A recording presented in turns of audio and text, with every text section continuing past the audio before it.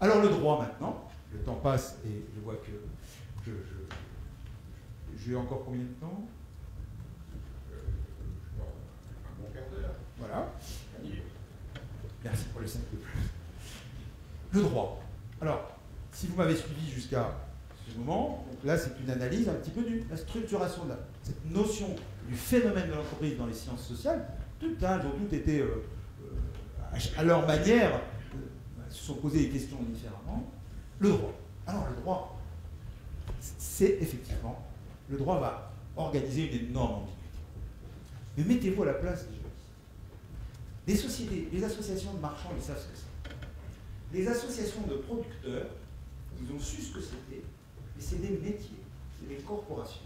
C'est donc des systèmes de solidarité et d'entraide. Okay? Les associations de marchands, c'est une chose, mais la corporation des orfèvres, c'est autre chose. C'est un système d'entraide et de solidarité.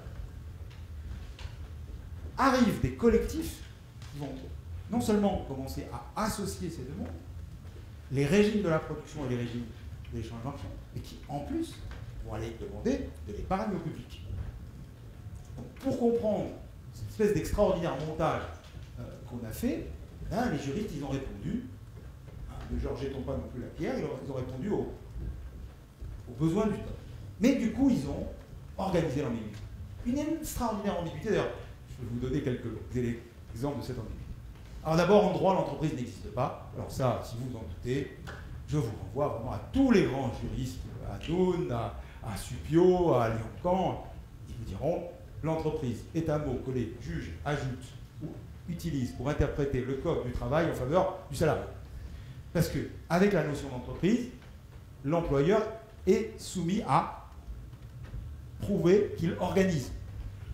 Avec la notion d'entreprise, l'employeur est soumis à l'idée qu'il a fait un règlement intérieur.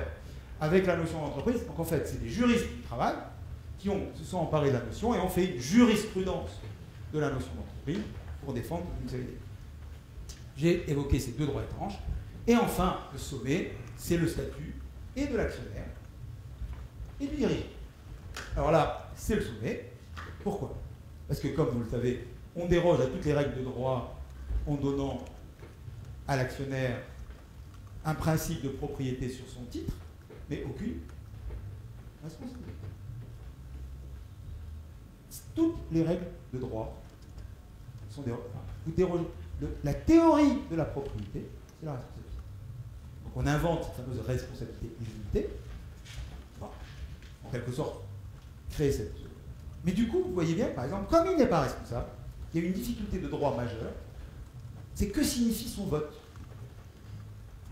Quand il nomme le dirigeant, au juste, qu'est-ce qu'il fait? Eh bien, donc vous avez sûrement tous entendu dire, les actionnaires sont propriétaires de l'entreprise, ont droit à cette époque. Ils sont propriétaires de leurs actions. Jean-Philippe Robet, qu'il faut saluer ici, le premier juriste en 1989, écrit un petit passage sur le droit de l'entreprise, il va démonter progressivement la mécanique. Alors, vous allez me dire, oui, mais c'est pas grave, ça c'est pas inaudit, de toute façon, ils nomment les dirigeants, ils peuvent les virer ad notam. Oui, c'est vrai. C'est vrai. Donc, ils sont à responsabilité limitée, mais on leur a donné un très grand pouvoir sur les dirigeants. C'est comme ça. Deuxième élément, et le statut du dirigeant, c'est quoi? C'est un chef. Alors là, je regrette de décevoir, il n'y a aucun droit au monde n'a réussi à l'écrire. La subordination est un principe de jurisprudence. C'est impossible à écrire en droit positif.